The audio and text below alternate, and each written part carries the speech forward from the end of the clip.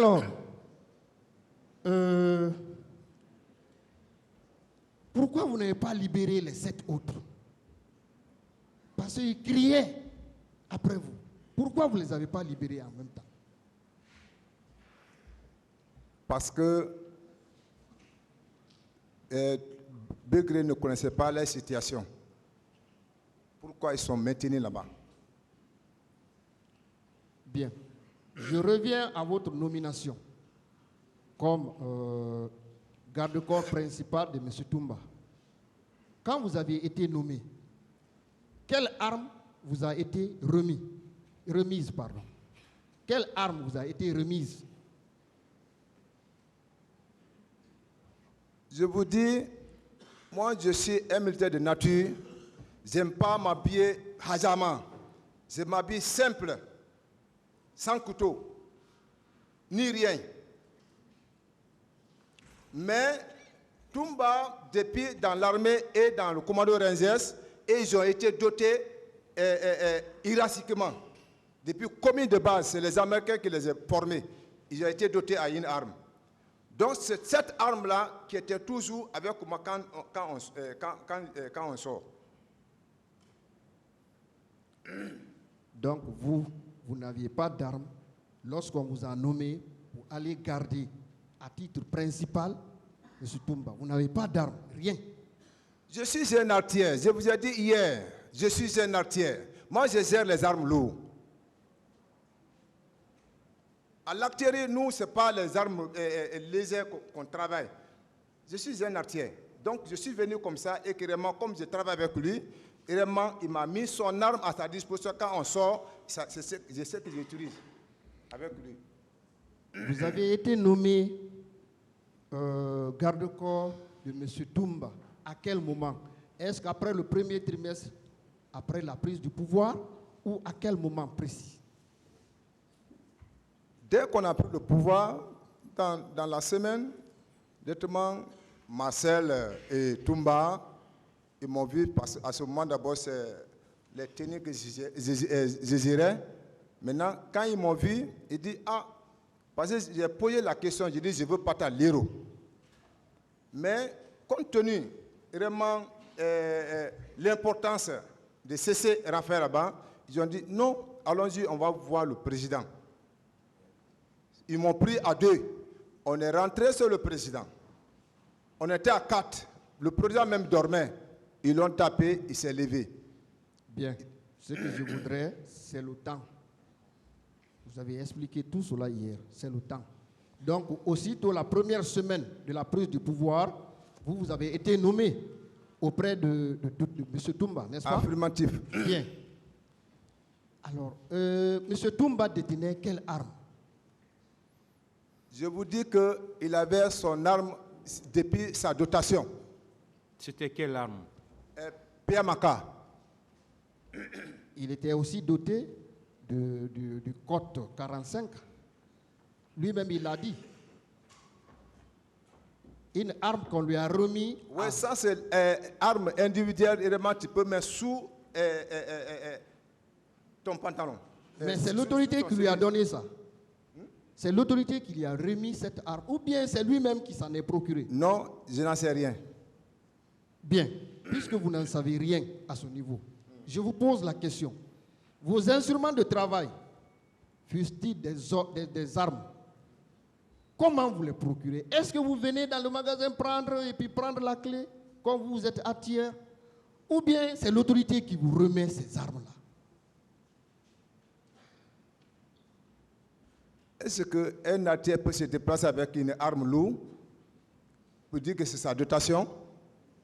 Non. Moi, je vous ai dit clairement. Maintenant, l'arme légère. J'ai dit, je me suis préoccupé, en sortant, c'est l'arme de Toumba qui est toujours au milieu de nous et que je me préoccupe avec ça. Bien. Est-ce qu'on avait remis à M. Toumba, en ce moment-là, vous avez vu des grenades avec M. Toumba? Au moment où vous avez été nommé, il possédait 4 grenades quand il se promenait en ce moment? Là, je n'en sais rien. Bien. Après les événements du 28 septembre 2009, comment Toumba alors se promenait? Avec quelle arme il se promenait? Quand vous sortiez, est-ce qu'il était muni du PMAK, du code 45 et des 4 grenades? Est-ce qu'il y en avait? Lui, il est l'aide de camp du président de la République. À un moment, à tout moment, il faut qu'il soit prêt. Pasteur, répondez à ma question. Est-ce qu'il avait des armes en lui après les événements? Quel événement?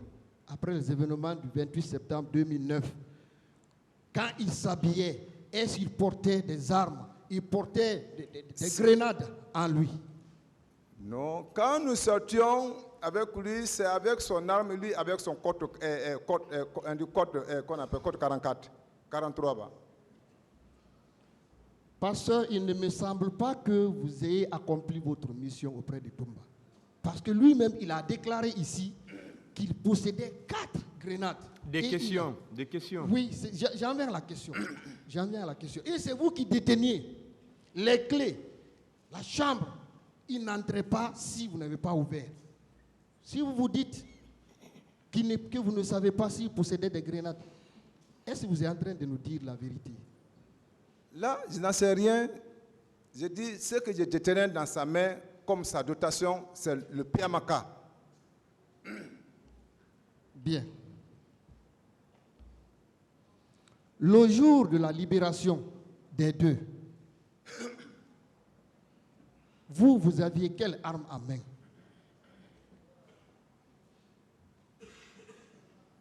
Quelle libération? La libération que vous avez faite au PM3. Je vous dis souvent, quand nous sortons,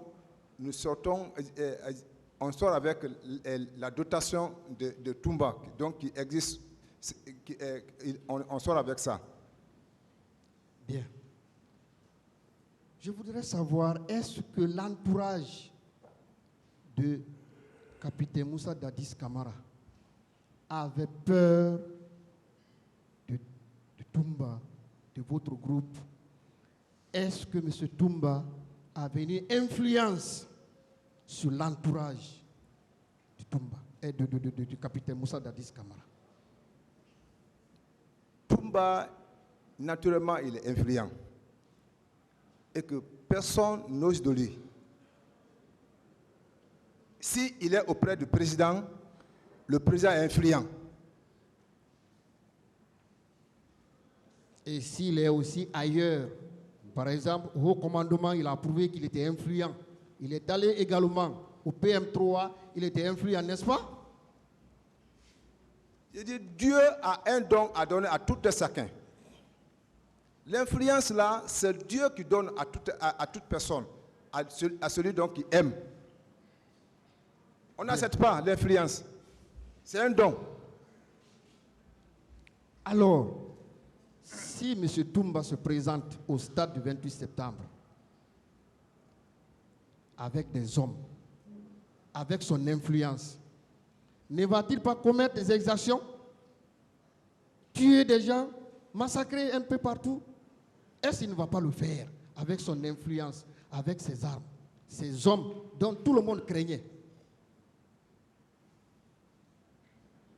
Je vous demande, est-ce qu'il ne va pas commettre des massacres? Je n'en sais rien. Bien. Je viens vers la fin de mes questions. Alors, M. Toumba dit ici qu'il était sous légitime défense quand il a tiré sur le capitaine Moussa Dadis Camara. Est-ce que ceux qui étaient venus avec Moussa Dadis Camara avaient tiré sur lui?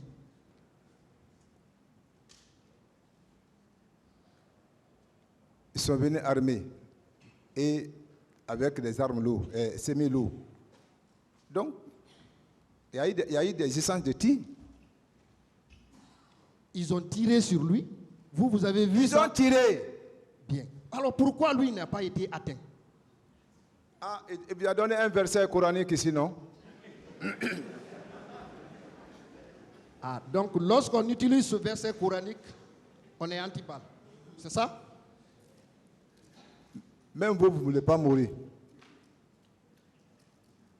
Mais chacun cesse à être toujours sous protection de Dieu. Bien. En tirant sur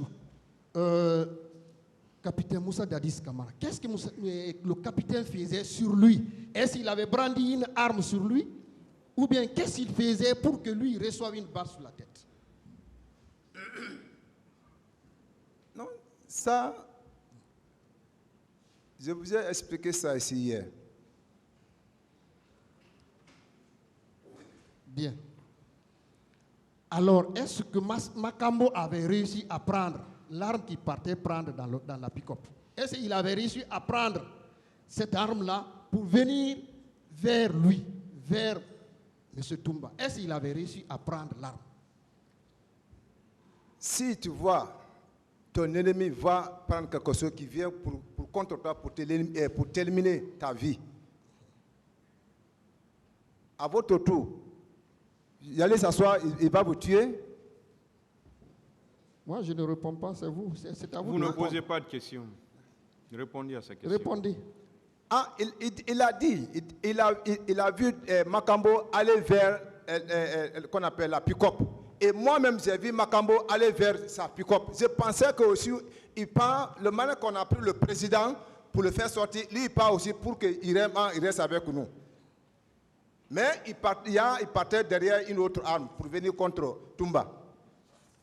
Donc c'est quand il partait, c'est au dos, sur son dos. Là, je n'en sais rien. Cela est passé derrière nous. L'acte de combat est passé derrière nous. Ça veut dire que nous, on était préoccupés avec le président. J'en ai terminé, Monsieur le Président. Je vous remercie. Je vous remercie, Monsieur le Président, honorable assesseur. Mon pasteur, Président, maître, est-ce que vous êtes d'accord avec moi que vous étiez un homme de confiance au président Moussa Dadis Camara? affirmatif. Est-ce que vous étiez son confident?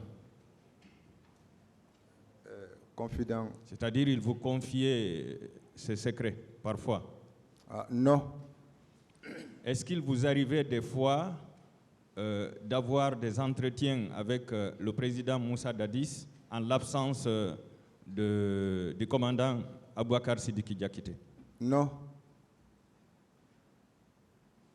Est-ce qu'il vous arrivait des fois de rentrer dans le bureau du président ou dans sa chambre personnelle en l'absence du commandant Toumba? Non. Donc, vous n'avez jamais fait un compte-rendu à Monsieur le Président? Ah, il est là, il peut confirmer non. D'accord. En tant qu'homme de confiance de Monsieur le Président, est-ce qu'il vous a informé des préparatifs pour le 28 septembre? Non. Est-ce que ses proches vous ont informé des préparatifs du 28 septembre, avant la date? Non. Mais vous étiez informé quand même du recrutement des Kalia. Affirmatif. Et vous avez vu les hommes de Kalia à l'intérieur du camp avant votre départ pour l'abbé. Affirmatif.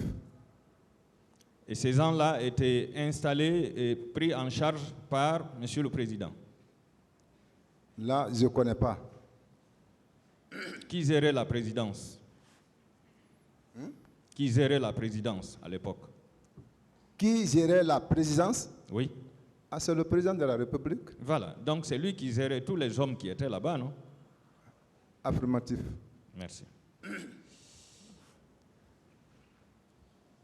Par rapport au magasin des armements, selon vous, qui avait les clés du magasin? Je ne connais pas. Est-ce que ce n'est pas le commandant Toumba qui avait les clés du magasin?